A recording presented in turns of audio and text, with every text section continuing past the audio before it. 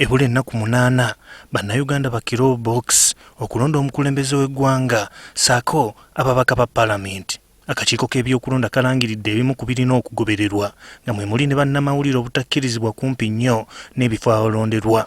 Kamera tezirikirizibwa kwegamba akalulu kano kakyama naye kakati abala mulina kamera ez'amaanyi wadde oyimiridde wali mita 10 oyinza okuteeka wali mu besini yaffe n'olaga kiki kandide omulonzi alonzaani. Abo abaagala okwekubisa ebifaananyi ekikyasa ennyo ennaku zino nga selfie basabiddwa okubyewala. Bw'otambula n'ova mu polling station yaffe n'odde bweru wali weekube selfie zonna z'oyagala naye si munda muli. Obubonero oba ebyambalo ebyoleka kkala z'ekibiina oba abeesimbyewo nazo si zaakukkirizibwa. Ng'oyambadde t-shirt oba ya yellow nga kuliko ekifaananyi oba ya bbulu nga kuliko ekifaananyi oba ze red simanyi baziyita zino simanyi kofiira ebyo byonna tebajja kukkirizibwa. Eyo mulonzi tugenda mugamba sookoddeyo owaka oyambala olugoye lulala bintu tebiikkirizibwa.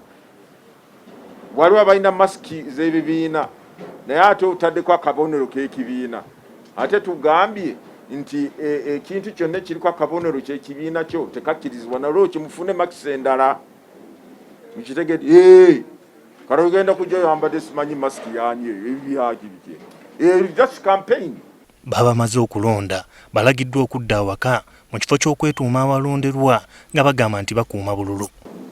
Abantu abayinza okutandikawo enkaayana oba argument ne batandika okukubagana ogenda kujjukira nti baatuuse dda ku polling station ng'ebintu babyonoona. Naye kyoffe tubadde tusaba era tugamba nti temukkiriza abantu temukkiriza ababateekamu ekintu ky'ogamba nti mwe mugenda kuuma kalulu. Abakuumi ba kalulu be ba agency kandi tulina kanvula ku ddoboozi. It's wrong.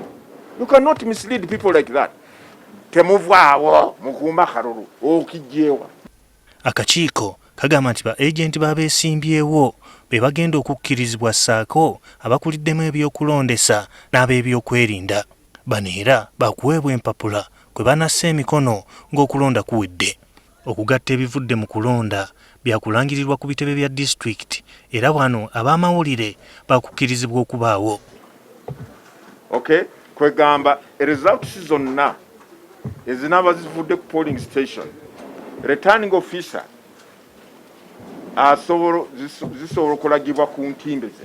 Akakiiko kaanukudde abo abagamba nti bagenda kusaawa ebifo byabwe we bagattira ebivudde mu kulonda. N'ebivudde mu kulonda tugenda bitimba wali ku district tali center buli omu kwegamba buli omanye nti mu district enu bino bye bivuddemu. Okitegere ate byebimu naddala ku results of presidential election ze zigenda kuweerezebwa ku national tally center wano ekyambogo. Kati avaayo ojja kuvaayo ogambe nti ebiweerezeddwa ku national tally center si byebimu bye byatulaze mu district. That is transparency. Kati oba oyagala tukole ki okulaga nti tukola obwerufu twambulemu engoye mwebale nnyo mwebale. Olwaleero akakiiko k'ebyokulonda kaliko ebikozesebwa bye kasindise ku disitulikiti nga bino bigenda kukuumibwa poliisi butiiribiri saako abakola ku byokulonda.